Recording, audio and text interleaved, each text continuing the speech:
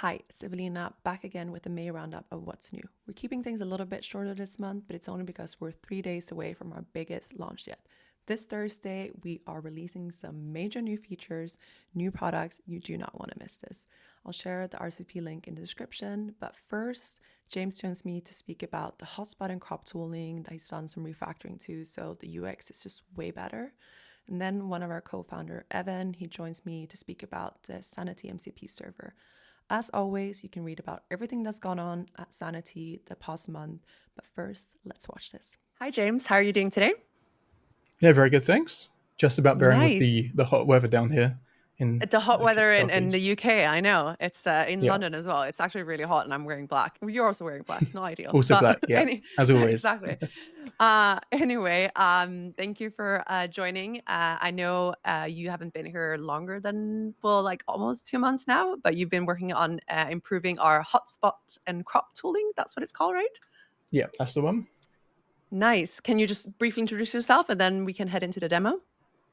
Sure. Yeah. So it is about 2 months I've been here at Sanity. I'm a front end engineer on the creator experience team.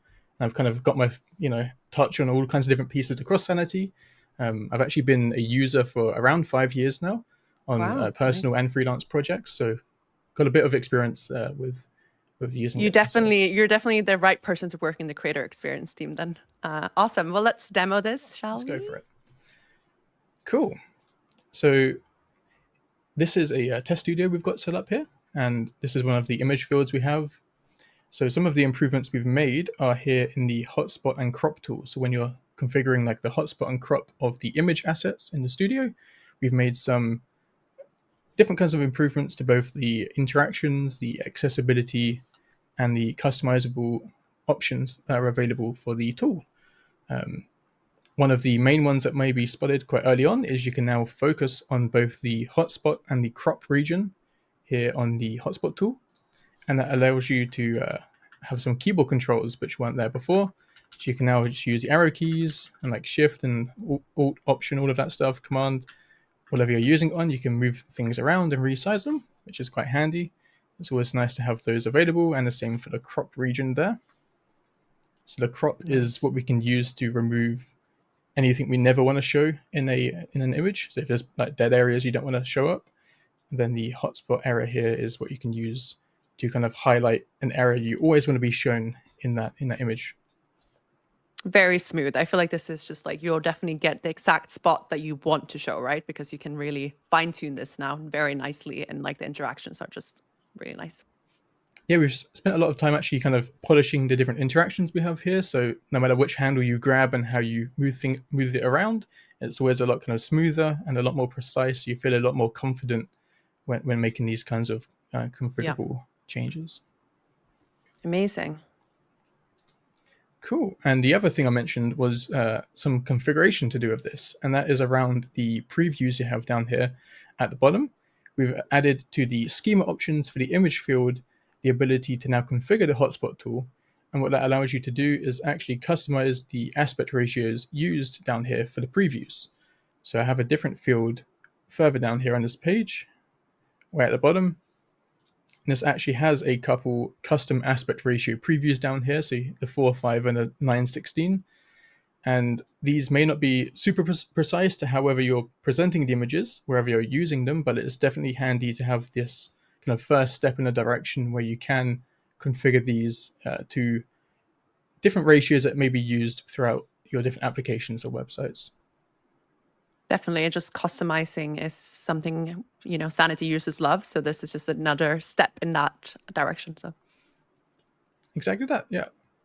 nice. Well, thank you so much for coming on. Hi, Evan. How are you today? I'm good. I'm good. Good, good. I think a lot of people probably know you being one of the co-founders. Can you do like a quick introduction first, and then we Yeah, head sure. into the topic of today? Sure. So I've had loads of different roles in the company's history. I've sort of led marketing between our Series A and Series B, and led product at some point. Right now, I'm sitting inside of the product organization as head of product for applications. So for the like the studio and create and the AI features that we are releasing are a part of the remit that I have. Awesome. I feel like you're the perfect person to talk about the thing we're talking about today, MCP. Can you please like talk about what it is first to Yeah, everyone out there and then go into more details? sure. So it's interesting because large language models are getting better almost weekly right now. There's a new model that can do a new sort of thing, but it's really been up to the people hosting them to decide what they can do, like how they can act on the world, what can they know, and you have to wait for OpenAI to add web searching, or you have to like every Mm. capability that these things get. You need to wait till the people making them add to the service. And MCP stands for the Model Context Protocol, is a sort of around this. So what it basically is that it's a way to declare a set of tools to a model that it can then use to act on the sort of world. And this is a thing that Anthropic came up with. It's just a protocol. It looks like a lot of the companies doing this stuff are starting to adopt this. So yeah, that's what Mm. the MCP is. Nice. It's like democratizing this for more people, right? Like making more people be able to do more Uh, things. Anyone that has a resource that is useful for a large language model to use can now package that as a model context protocol server that the model can then call. Yeah, so it basically means that, yeah, if you have a thing that you think might be valuable for someone talking to a chatbot, you can now package that. No, it's amazing. And where can you use MCP? Like, Well, you can use it's in increasingly more sort of places. The first place where you could use this was in the Claude desktop app. I think this was a really clever thing that Anthropic did. That instead of sort of figuring out all of the stuff, like figuring out how we do authentication, how do you deliver this as a remote endpoint, etc., they were just kind of like, let's figure out if this is a good idea by letting developers run it on sort of local. So the first and maybe best way to still run sort of this is to just install it on local, have Claude see that, like declare it in a config file, and then your tools will be available there. It's also possible to use it inside of Windsurf and Cursor if you're a developer, and increasingly in more places. It's also possible now to make servers that are authenticated. So that's something that several people are looking to sort of do now, also to make it so that you don't need to have like local code to run these tools. right. I feel like everything moves so quickly, right? So like it starts with just like being more like outsourcing it, or I was going to say, but like letting devs test it and then you get Yeah, good feedback and then you know how to like what the next steps are. So awesome. yeah. And what can it do? What can the MCP do?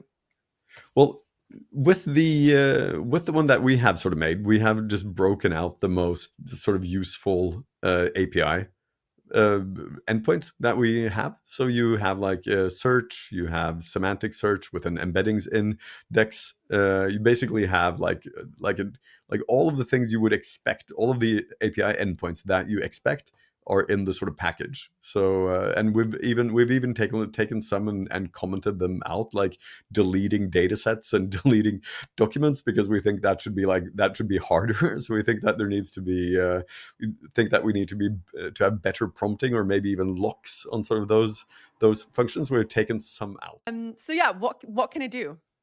The MCP. Yeah. So here, Knut is just, this is from the launch post, and Knut is just demonstrating what it can typically do. So you can see that it has a bunch of different tools to work with to find stuff. It can find yeah, it can do like searches with Grok. All of the large language models know how Grok works and how Sanity schemas work.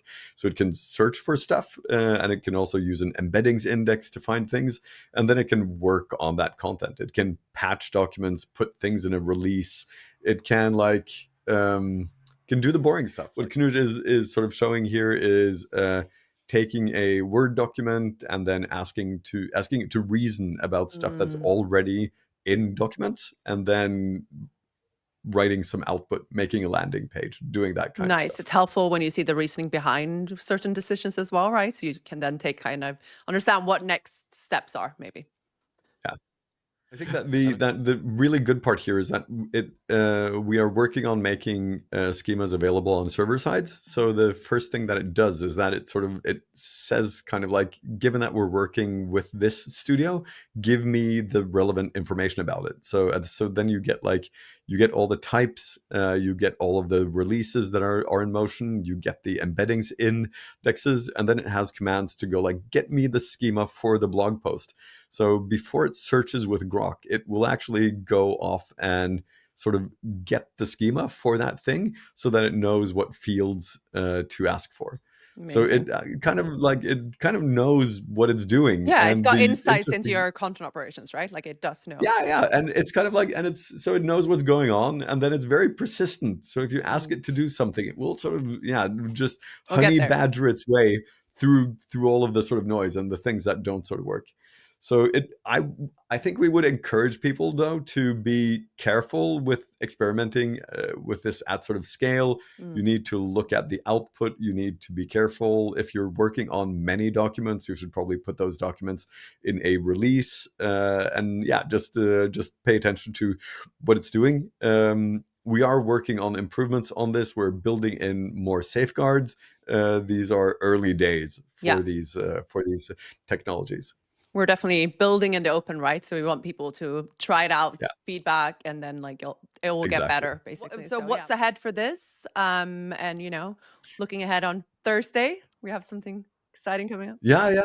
So I think one of the things that we've found out is that it's hard for there are certain things that are hard for the model to do with the raw APIs. So it's difficult for it to do, like, say that you have a long document and you want to change one paragraph inside of it. It's difficult for it to index that right, to get the patch operations right.